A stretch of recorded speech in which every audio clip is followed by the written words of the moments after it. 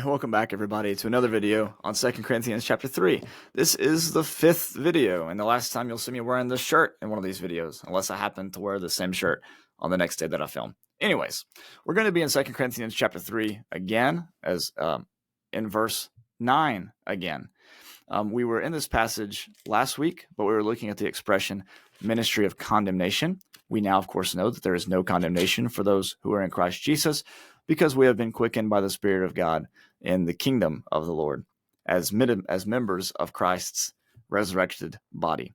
So in 2 Corinthians chapter 3 and verse 9, the scripture says, this is New American Standard, "For if there was glory in the ministry of condemnation, much more does the ministry of justification abound in glory." Now, what for Paul is the ministry of justification? By the way, we're not going to read these passages in the other versions because we've already done this last week. One version said ministry of justification. One version said ministry of righteousness. And then the other version said ministry of rightness. Is that right? Oh, well. For some reason. Oh, yeah. A service of rightness. Yeah. So rightness, justification, righteousness. All similar ideas, because justification means to make one right. Anyways, why is this important? The ministry of justification. Well, if you're going to talk about justification, you might as well go to the book of Romans, which is something we've done consistently throughout this study, because 2 Corinthians 3 is basically a miniature book of Romans, at least chapters 4 through 11 or so. Especially if you consider 2 Corinthians 5 and 6. And yeah, you know how it goes. All right, let's walk through Romans ever so briefly in this particular study to understand the importance of justification. So Paul is dealing with a divided church, Jewish Christians and Gentile Christians, both in competition with each other over questions of justification. Can the Gentiles be justified apart from the law? Specifically, in Galatians and in other passages, it was dealing with circumcision. Do the Gentiles have to be circumcised? Do the Gentiles have to keep the feast days? Or in Romans 14, for instance. Or is every day like another day? And who is right? Do Gentiles have to absorb particular dietary restrictions, like in Romans chapter 14? And so these are questions asked in their context because it was questions that mattered to them. All right. So what Paul does in Romans chapter 1 through 3 is he concludes that all are under sin. Those with the law, those without the law, those who had access to the oracles of God, those who didn't, every single one of them is under sin. Every single one of them has fallen short of the glory of God.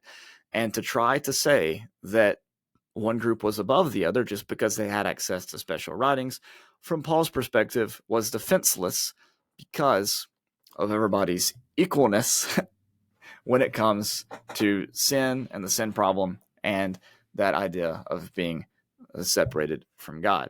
That idea that, hey, we're naked, we got to hide in the bushes because God can't stand to be around us anymore. Even though, of course, that God already knew that they were naked before they sinned, or, so whatever. So that's Romans chapters 1 through 3. Romans chapter 4, Paul endeavors to show that the father Abraham was justified by faith. Righteousness was imputed to him on the basis of his faith prior to the law, prior to, in fact, his circumcision, is the argument that he makes in Romans 4. And what ultimately matters is not the circumcision of the flesh, as he made earlier, as he made the argument earlier in the book, but the circumcision of the heart. Because the child of God is one who is one inwardly, not one who is one outwardly.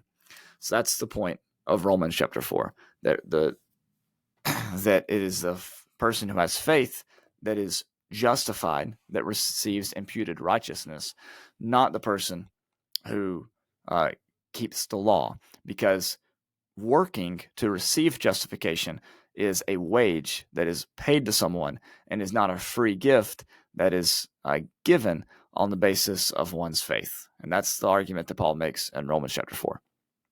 In Romans chapter 5, Paul takes a step back, as we did in the last chapter, and looks at this from the perspective of Adam. All right? Because Adam and Eve, in the book of Genesis chapters 1 through 3, they took out and ate the fruit and introduced death into the human predicament. And by death in that particular passage, I'm talking about the death that they died and the day that they ate the fruit, which was separation from the tree of life. All right, in Romans chapter 6, the Apostle Paul now compares the church's journey to the Exodus and talks about baptism, like the event in the Red Sea, is the transition of the church from slavery and bondage in Egypt to freedom in Christ. And the word used to describe that process in Romans 4 was justification. So ministry of justification is the ministry of setting things right. It's the ministry of bringing things to be the way that they ought to be, the way that God designed them to be. We might think of the words in Acts chapter 3, the restoration of all things, the apokatastasis. We might think of the word diorthosis in Hebrews chapter 9. The time would come to set things right. And that's what's happening in the book of Romans, is Paul is showing that God setting things right means bringing both Jews and Gentiles into one body, that the two weren't meant to be fractured forever, that the Jewish people were God's elected people, not to the exclusion of everyone else, but so that they could be included in the body of Christ, and that those who are far away could be brought near.